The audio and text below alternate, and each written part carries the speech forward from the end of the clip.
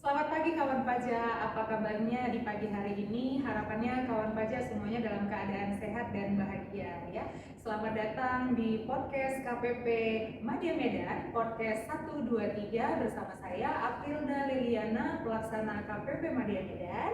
Dan di samping saya ditemani oleh dua narasumber kita. Di sebelah kanan saya ada Bang Darman. Selamat pagi Bang Darman. Selamat pagi Kak April, selamat pagi kawan pajak. Di sebelah kiri saya ada Bang Witan. Selamat pagi Bang Witan. Selamat pagi Kak April, selamat pagi kawan pajak. Baik, kawan pajak, materi kita pada pagi hari ini di podcast kita kali ini adalah terkait Per 11 tahun 2025 yang berlaku tanggal 22 Mei 2025 ya. Kita akan membahas sedikit dari Per 11. Saya bilang sedikit karena pembahasan Per 11 ini cukup banyak ya Bang ya.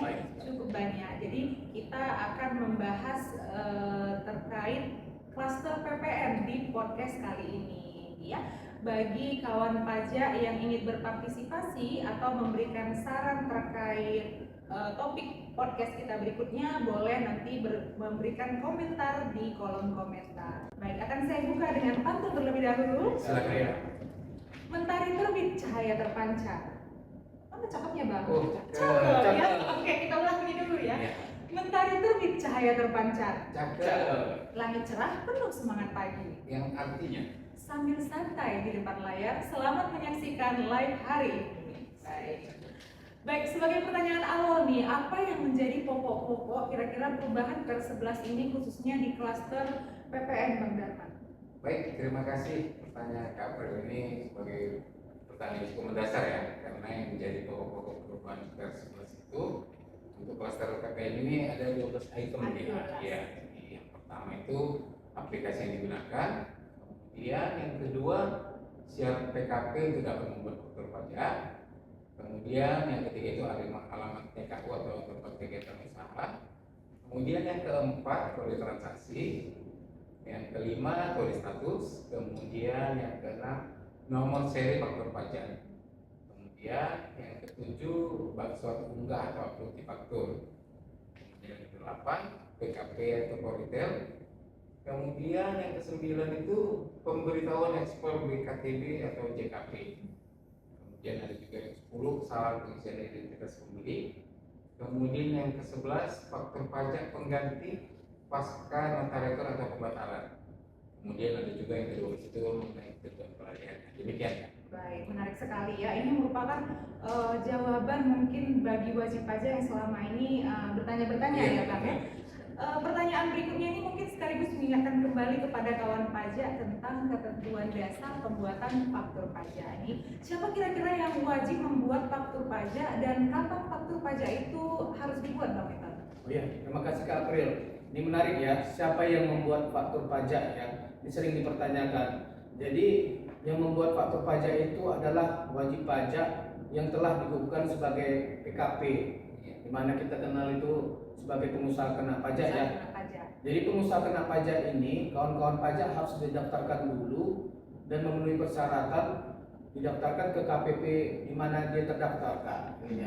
Setelah dia terdaftar dikukuhkan sebagai PKP, baru dia memenuhi syarat untuk membuat faktur pajak.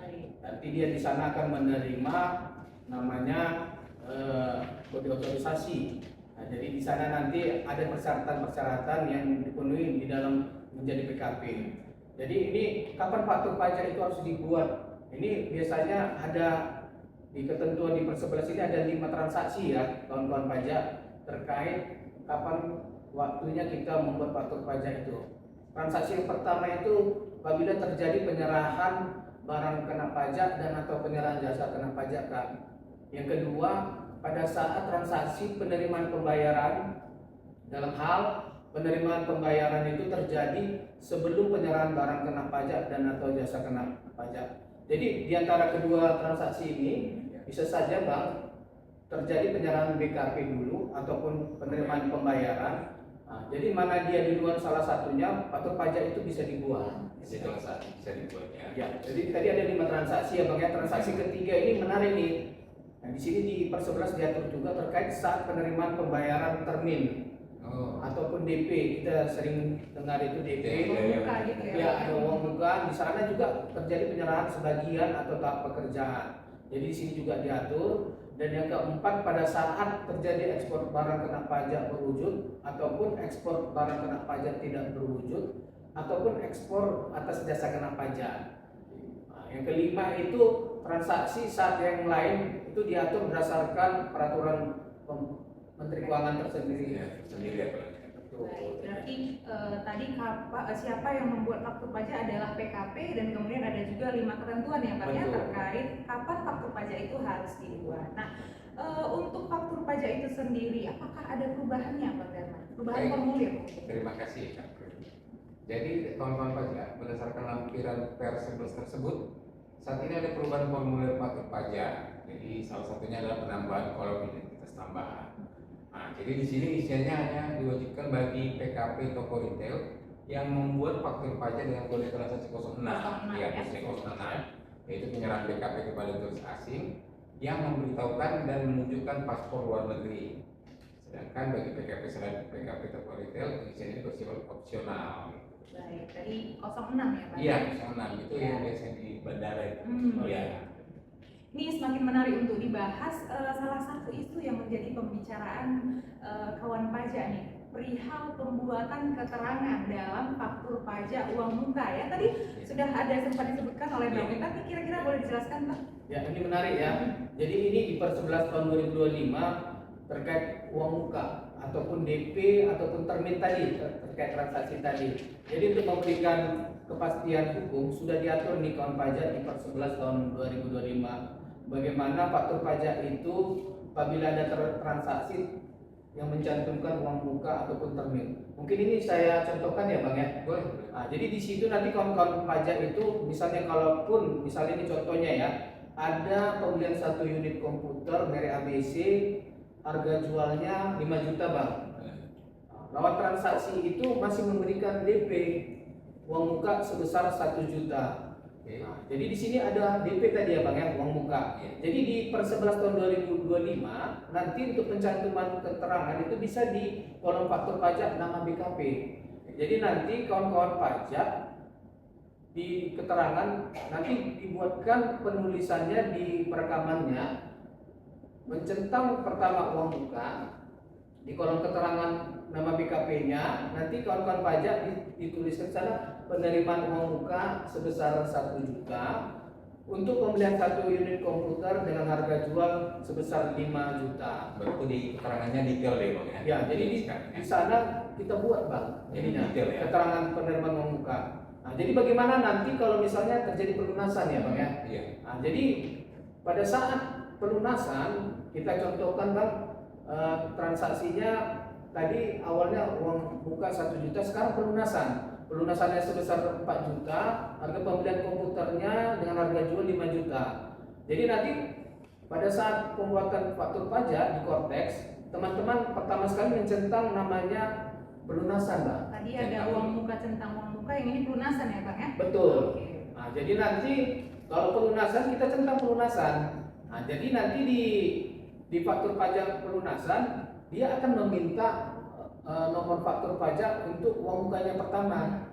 Nah, jadi nanti di keterangan di sana bisa dituliskan pelunasan sebesar 4 juta untuk pembelian komputer merek ABC dengan harga jual sebesar 5 juta.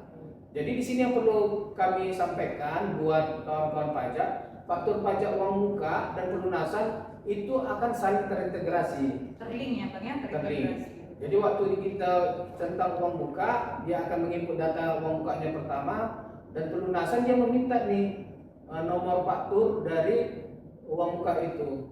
Jadi nanti keduanya saling terintegrasi di Cortex Bang.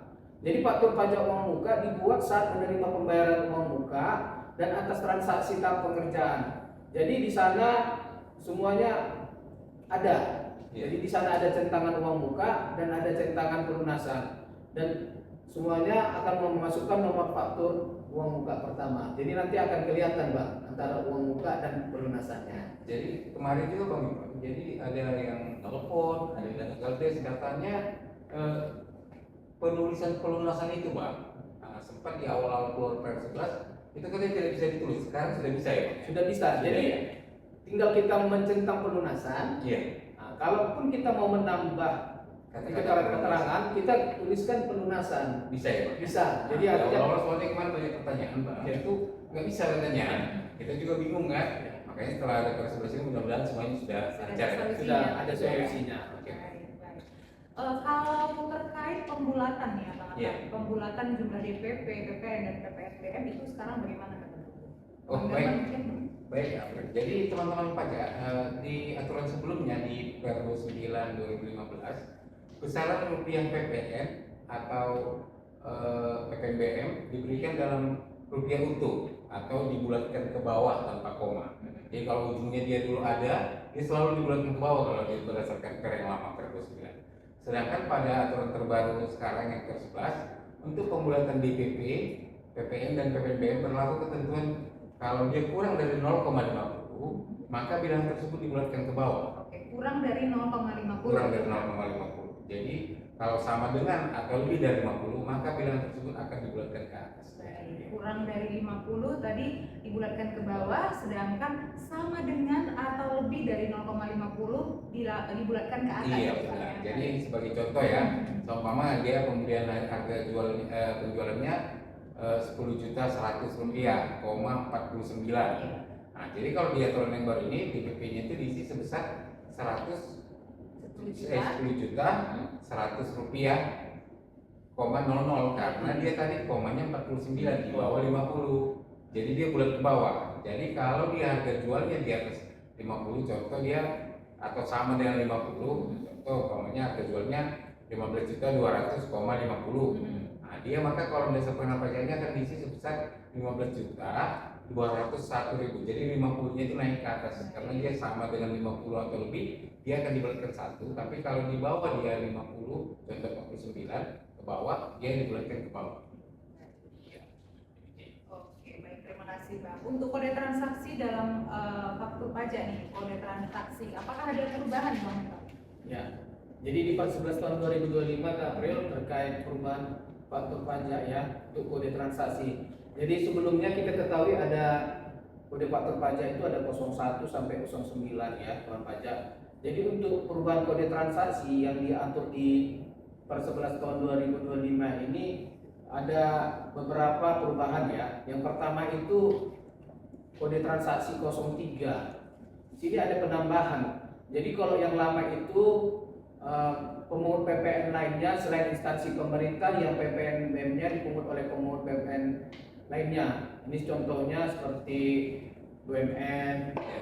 Jadi ada tambahan ini Bang. Jadi kawan-kawan pajak di 03 ini ada tambahan nih di Per 11-nya, yaitu pembeli BKP atau penerima JKP termasuk pemungut PPN sebagaimana yang dimaksud pada huruf A pertama tadi yang seluruh PPN-nya dipungut oleh pihak lain atau CPM pasal 32A Undang-Undang KUP.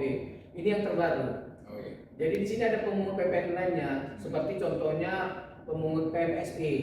Jadi kalau pemungut PMSE yaitu perdagangan melalui sistem elektronik, ini sudah menggunakan kode transaksi 03. Di mana dulu ini transaksinya menggunakan kode transaksi lain Bang. Nah, sekarang sudah diatur supaya ada kepastian hukum, dia menggunakan 03. Mungkin yang kedua perubahan yang terbaru ini yaitu terkait faktur pajak 06. Nah, jadi faktur pajak 06 ini terbaru ya di Per 11 tahun 2025. Jadi perubahannya itu di 06 ini sekarang perubahan penyerahan BKP kepada turis yang memberitahukan atau menunjukkan paspor luar negeri kepada PKP toko retail. Di mana sih itu ya toko retailnya ya yang berpartisipasi dalam skema pengembalian PPN kepada turis asing yang PPN-nya dipungut oleh PKP Tokyo Retail. Oh, itu yang dikembalikan di bandara itu Pak. Betul. Kalau turis datang, dia belanja di sini, PPN itu bisa dikembalikan Pak. Kalau istilah di luar dia VAT Iya, refund. itu refund ya. Sekarang ada di bandara. Ya. Yang ketiga ini perubahan yang ketiga ini adalah ada penambahan kode faktur pajak. Yang kita tahu selama ini 0109 sekarang ada penambahan kode transaksi 10 ya Tuan pajak. Jadi yang kode transaksi 10 ini merupakan penyerahan lainnya yang PPN atau PPN BEM-nya dipungut oleh PKP yang melakukan penyerahan BKP atau JKP menggunakan tarif selain pasal 7 ayat 1 Undang-Undang PPN. Sebenarnya ini bukan yang baru, hanya digeser Bang. Dulunya ini menggunakan tarif 06.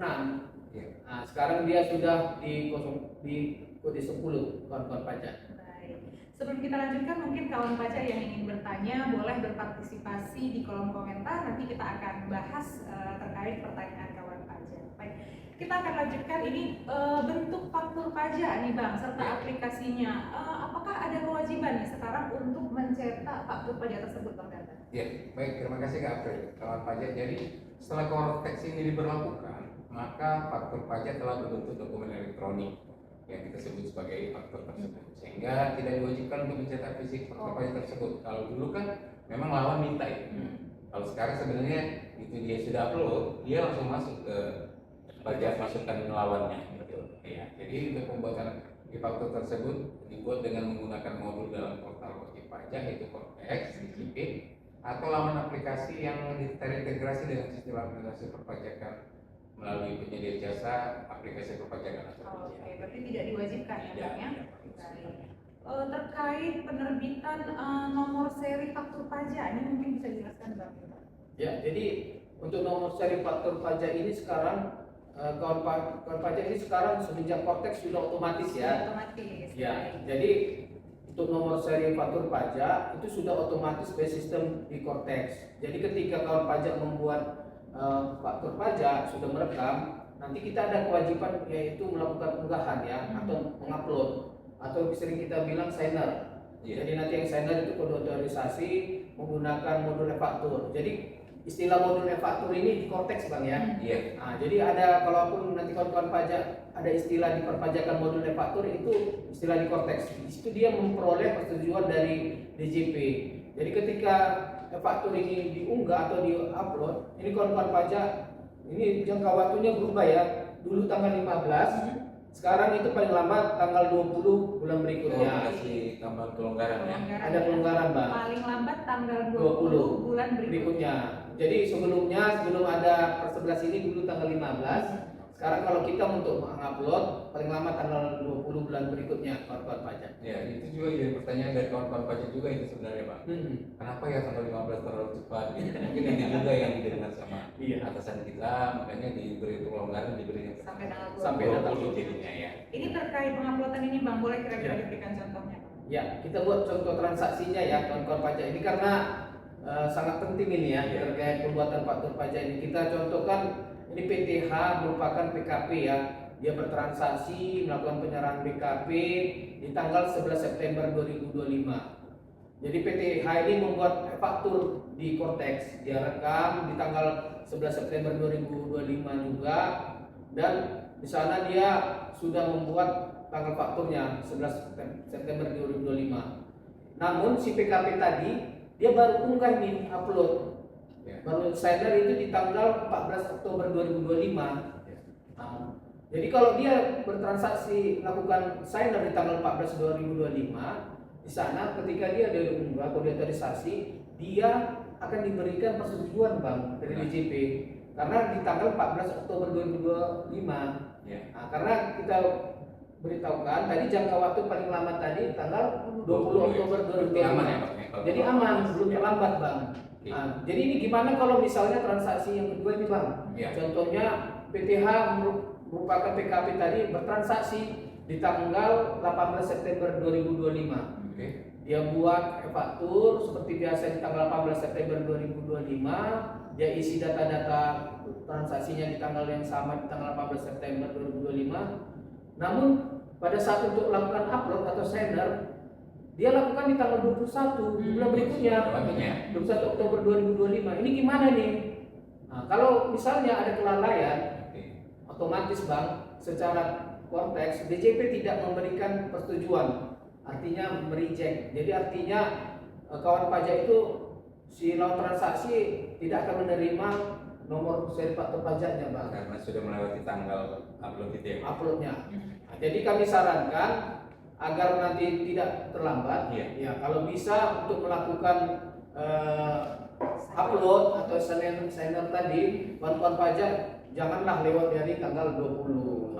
Pertanyaan juga berikutnya. Bang, kalau dia umpamanya tanggal 20-nya malam, boleh masih ya? Masih boleh Bang, Masih boleh ya? karena masih di tanggalnya, di tanggal 20 Oktober itu sendiri. Oke. Artinya nggak boleh lewat pukul 12.00, artinya sudah tanggal 21 Iya, Oktober. yang penting tanggal 20-nya ya Bang ya? Betul. Sampai malam pun boleh ya? Masih bisa, masih ada untuk melakukan ini, menerima. Karena kan untuk Cortex itu boleh mengerjakannya di mana saja ya Bang ya? Betul sekali Pak. Ya, jadi ditunggu sampai tanggal 20 Oktobernya itu ya kalau itu alasan contohnya. Betul. Oke. Berarti tadi Bang, e-faktur yang tidak memperoleh persetujuan dari DJP jadi bukan merupakan faktur pajak ya Bang ya? Bukan. Jadi kalau dia melewati tanggal 20, dia tidak akan memperoleh nomor seri faktur pajak dan pastinya di reject Pak. Di reject. Tidak akan mendapatkan nomor seri faktur pajak itu sendiri. Baik. Ini masih ada pertanyaan tadi menyambung pertanyaan topik yang dari Bang Winton. Iya. Bagaimana dengan faktur pajak tadi yang tidak lengkap, terlambat dibuat dan dianggap tidak dibuat? Apakah ada konsekuensinya Bang? Terima kasih Kak Fred. Jadi benar teman-teman pajak, memang kalau untuk faktur pajak tidak lengkap itu contohnya merupakan faktur pajak yang tidak memenuhi syarat formal, ya kan? Jadi seperti tidak mencantumkan keterangan atau mencantumkan keterangan yang tidak sebenarnya atau tidak sesungguhnya, atau mencantumkan keterangan tidak sesuai dengan ketentuan pengisian keterangan. Kemudian kalau untuk faktur pajak terlambat, itu yang dibuat tanggal yang tercantum dalam faktur pajak melewati saat seharusnya faktur pajak dibuat. Jadi tadi ya, jadi contoh yang diterangkan Bang Winton tadi itu ya, itu dianggap terlambat. Jadi dia dianggap apabila tanggalnya atau melewati saat seharusnya faktur pajak dibuat itu dianggap terlambat. Sedangkan untuk yang dianggap tidak dibuat, apabila faktur pajak dibuat setelah melewati jangka waktu 3 bulan sejak saat faktur pajak harusnya. Jadi dia yang masa 3 bulan itu masih diberikan sebenarnya. Baik, apa sanksinya tadi? Ya, jadi ada sanksi tersebut ketiga faktor pajak yang kita jelaskan tadi itu. Yang pertama PKP yang membuat faktor pajak tidak lengkap atau terlambat membuat faktor pajak dan atau dianggap tidak membuat faktor pajak itu akan dikenai sanksi pasal 14 ayat 4 Undang-Undang. Itu sebenarnya sesuai dengan peraturan lama itu. Iya benar. Dan yang untuk bagi PPN tercantum dalam faktor pajak tidak lengkap dan atau tidak yang dianggap tidak dibuat merupakan faktor pajak masukan itu tidak bisa dikreditkan. Jadi kalau dia yang kedua ini PPN-nya yang tercantum di faktor pajak tidak lengkap maka dianggap tidak bisa dikreditkan. Baik. Jadi pasti ada konsekuensinya Pasti. ya. Sejak di launching aplikasi Cortex, nah bagaimana Bang terkait pengkreditan pajak masukan ini? Apakah bisa dikreditkan pajak masukan di masa pajak yang berbeda? Nah, bagaimana ketentuannya? Bisa dijelaskan Pak? Ya, baik. Kawan pajak ini sering ditanya kawan-kawan pajak ya terkait pengkreditan pajak masukan. Jadi memang untuk pengkreditan pajak masukan ini supaya ada kepastian hukum sudah diatur kawan-kawan pajak di pasal 122 per 11 tahun 2025. Jadi di sana ada beberapa poin yang perlu kita ketahui terkait pengkreditan pajak masukan, yaitu pertama PPN yang sudah tercantum di dalam e-faktur atau dokumen tertentu yang kedudukannya sudah ada dengan faktur pajak merupakan pajak masukan yang dapat dikreditkan oleh PKP, pembeli PKP atau penerima JPKP sepanjang memenuhi ketentuan pengkreditan pajak masukan sesuai dengan ketentuan peraturan perundang-undangan di bidang perpajakan.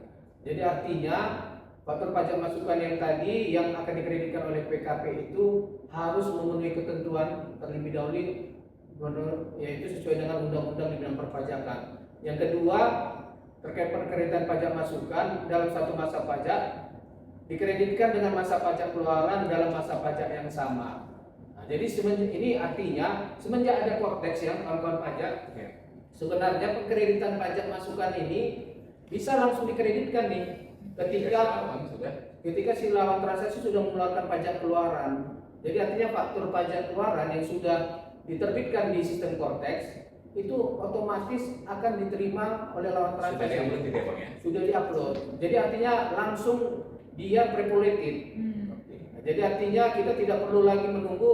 Jadi artinya ketika transaksi sudah terbit faktur pajak keluarannya di dalam masa pajak yang sama, itu bisa langsung ditentang untuk dikreditkan atau tidak dikreditkan oleh lawan transaksi Ya, di masa kalau pajak yang bersama. dulu kan bang dia kadang nunggu diserahkan dulu Betul. fakturnya. Kalau sekarang udah bisa bang ya. Sudah ada di sistem. Nah, jadi yang ketiga, ya ini pajak masukan yang dapat dikreditkan tetapi belum dikreditkan dengan masa pajak keluaran pada masa pajak yang sama. Jadi ini apabila misalnya lawan transaksi itu tadi terkendala di sistemnya.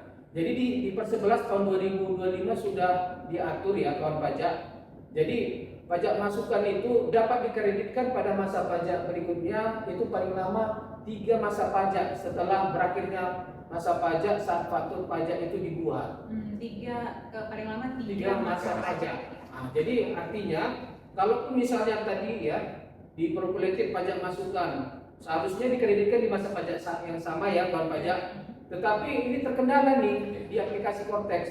Di per 11 sudah diatur di pasal 122 bahwa kalaupun dia nanti mengkreditkan pada masa pajak yang berbeda itu paling lama adalah 3 masa pajak berikutnya. Iya, jadi itu pun kemarin memang jadi pertanyaan juga bang di awal konteks. Iya. Karena wajib pajak itu kan seperti yang kita pelajari juga, kan dibilang di awal hanya dikreditkan di masa pajak yang sama. Iya. Itu sampai juga jadi pertanyaan loh, gimana nih dulu yang masa yang lalu sebelum konteks itu bisa dikreditkan 3 bulan. Untung ada per 11 ini ya bang ya. Jadi dia sudah menegaskan bahwa bisa dikreditkan apabila belum dikreditkan ke pajak masukannya di masa yang sama boleh 3 bulan jadinya ya. Udah pasti ya bang. Sudah di per 11 tahun 2025. Baik. Ini kita cukup panjang ya Bang ya. Ini masih banyak sebenarnya yang ingin kita Masih bahas banyak. dan diskusikan, tetapi tidak terasa sudah 30 menit berlalu. Nah, ya ini semoga penjelasan dari para narasumber kita memberikan pencerahan tentang per 11 klaster PPN ini. Mungkin ada kawan pajak yang ingin bertanya sebelum kita melanjutkan live Instagram kita. Baik.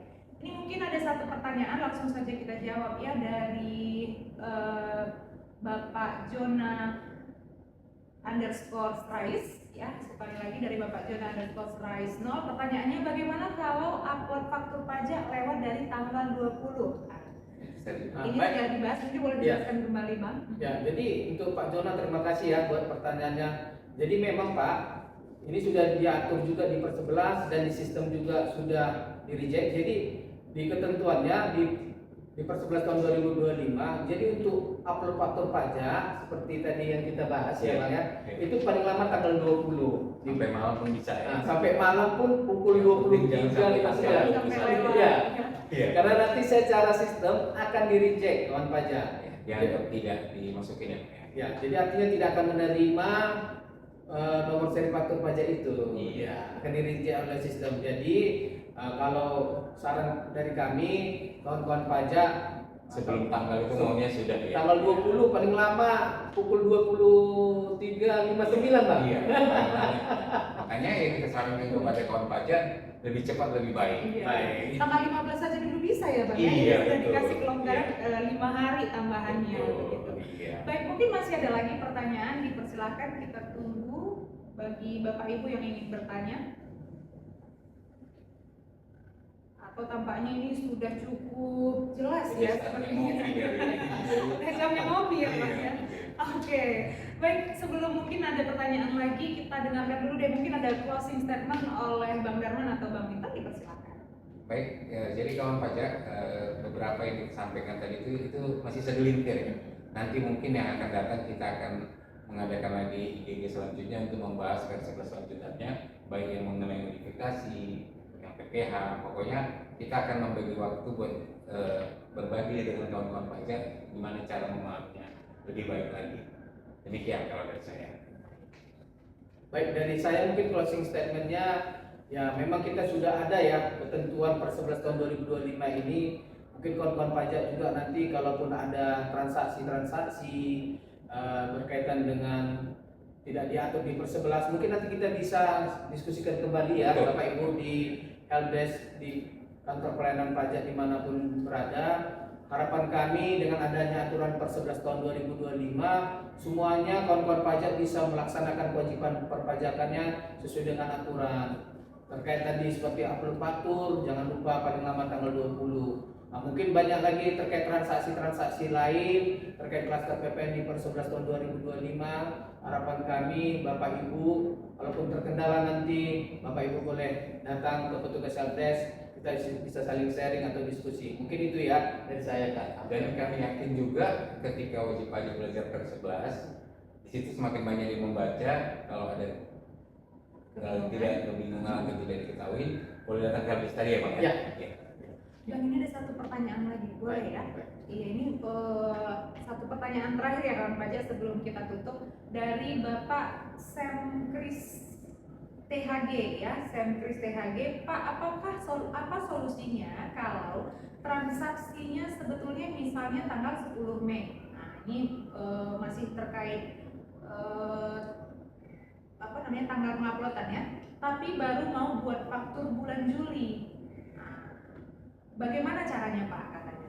Nah, jadi kalau transaksinya tadi sebelum Mei, jadi itu sesuai dengan aturan per 11 ya, itu paling lama di tanggal 20 ya, pajak ya. Jadi bulan berikutnya. Jadi dia tidak akan bisa melakukan transaksi di bulan Juli Pak ininya. Jadi harapan kita ikuti aturan main sesuai dengan sistem. Karena sistem kita ini sudah mengunci sesuai dengan ketentuan yang ada diatur di per 11 tahun 2025. Itu harapan kita ya Pak ya. Baik, masih banyak sebenarnya yang ingin kita bahas dan diskusikan untuk klaster PPN ini ya. Tapi tidak terasa sudah 30 menit berlalu di podcast kali ini. Semoga penjelasan dari para narasumber memberikan pencerahan tentang per 11 tahun 2025 klaster PPN ini ya. Kawan pajak, sampai di sini dulu obrolan kita hari ini. Terima kasih kepada para narasumber kita, Bang Darmat dan juga Bang Winton. Terima kasih Kak April. Semoga kawan pajak juga lebih paham lagi tentang per 11 tahun 2025 dan simak terus podcast KPP Madya Medan. Dan jangan lupa apabila masih ada episode-episode berikutnya yang kawan pajak ingin request, boleh di kolom komentar atau melalui nomor WA KPP Madya Medan. Kita akan tutup dengan pantun mohon cakepnya ya Bang Abang. Oke. Ke tepi pantai duduk di batu. Cakep. Melihat ombak datang perlahan. Yang artinya Sampai jumpa di lain waktu. Tetap semangat kawan pajak sekalian. Ya, masih ada satu lagi Bang. Burung terbang ke ujung rimba. Cakep. Hinggap sebentar di pohon waru. Artinya Sampai jumpa kawan pajak semua. Semoga sehat dan sukses selalu. Sampai ketemu di podcast KPP Madya Medan berikutnya. Salam sehat dan selamat beraktivitas kembali kawan pajak. Terima kasih. pajak uang APBN sehat, Indonesia sejahtera.